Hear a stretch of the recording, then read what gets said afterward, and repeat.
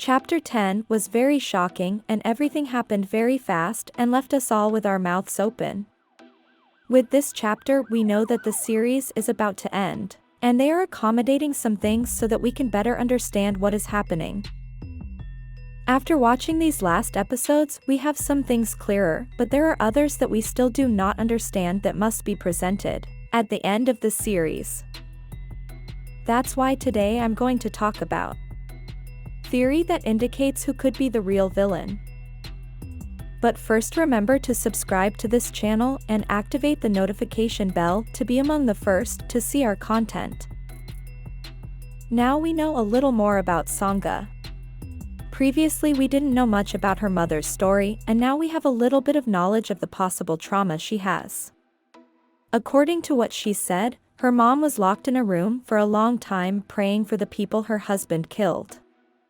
Also, her mother had certain religious beliefs that helped her to be more concerned about the salvation of others than her own family, or apparently she was also mentally ill. Sangha said that she spent many holidays alone while her parents were away. So with this information we know that she may have had a possible childhood trauma, and that is why this is her behavior. However, perhaps this information does not justify how evil she has presented herself and how psychopathic she is. Apparently her mother is dead and her father we know is in a coma, and she visits him frequently. But the curious thing is that we could see that she holds a grudge against her mother, but apparently not against her father. So we still need a little more information about her past to understand her disturbing behavior. One of the things that caused curiosity was that she was telling her husband to protect her and not to let anyone hurt her. This detail is very confusing because such a powerful person like her would ask someone to protect her, and also how she allowed her husband to lock her in a room for several days. This makes us understand that although Sangha is powerful and very intelligent in her actions, apparently she has an emotional weakness that needs someone to help her so that she does not get out of control. It could also be that because of the feeling of abandonment by her parents she never felt protected, and that is why she was telling her husband that he had to take care of her, or it could also be a simple manipulation, so that he would do what she wanted.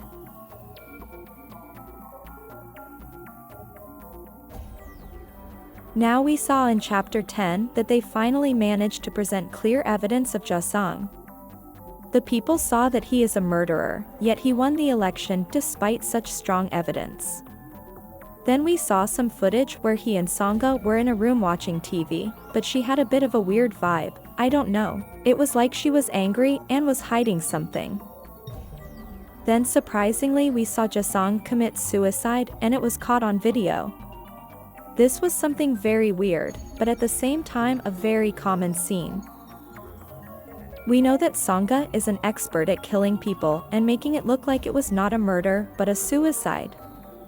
This is what she did with Hwa-young. She prepared an alleged note from her and even prepared some reporters to cover the news to make it look like she had done that because she had emotional problems.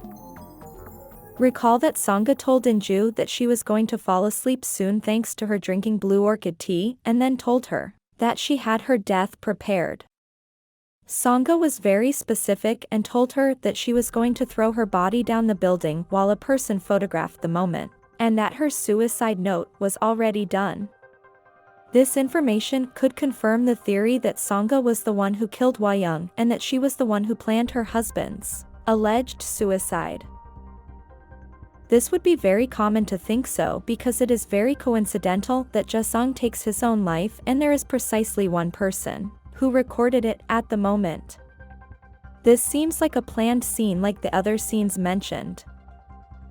Although we have yet to see the face of the person who did this, we suspect it is Sangha or someone who works with her. But the question many are asking is what will happen to Sangha now, after her husband died. Let's remember that he was supposed to help her stabilize emotionally, but since he is gone, what will happen to her?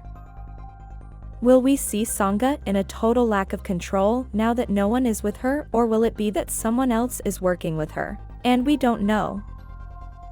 Well, there have been several theories of people who could be the real villains or just Sangha's right hand.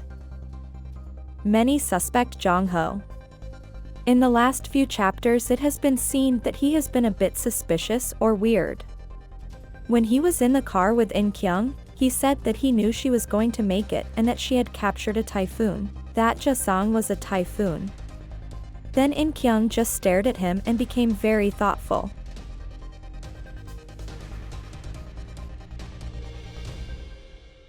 When we see one of the posters of the series, we can see how Jung-ho is behind Sangha, and this could mean that they work together secretly. In this image, we see that Choi Do-il is behind Ja-sung, and they were working together, and coincidentally Jung-ho is behind Sangha. And it could mean that they work together as well. There is also another theory that Jung-ho could be her other brother, the other guy in the picture. Although it would be very weird because he wouldn't be named that way, although of course he could change his name, but he could also be too young to be a brother. But suppose Jung-ho is not working with Sangha, who could do it? There could be several options.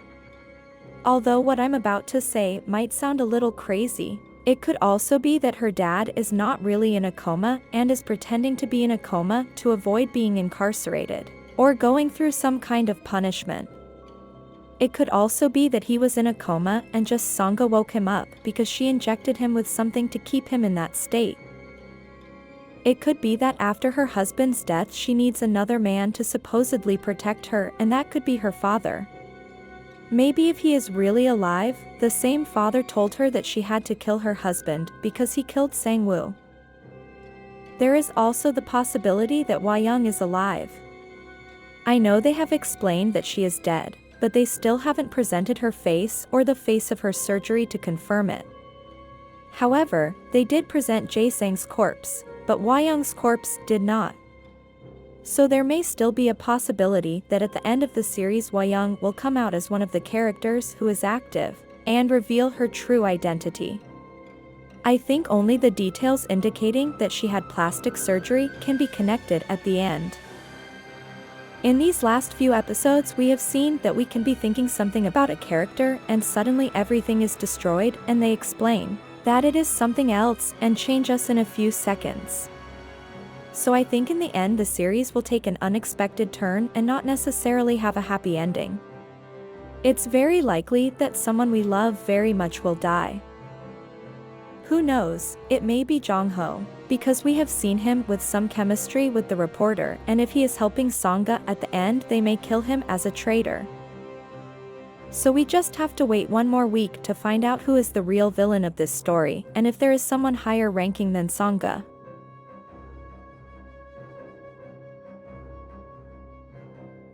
Who do you think is the real villain? Leave your comment here. If you like this video, like and share it with your friends.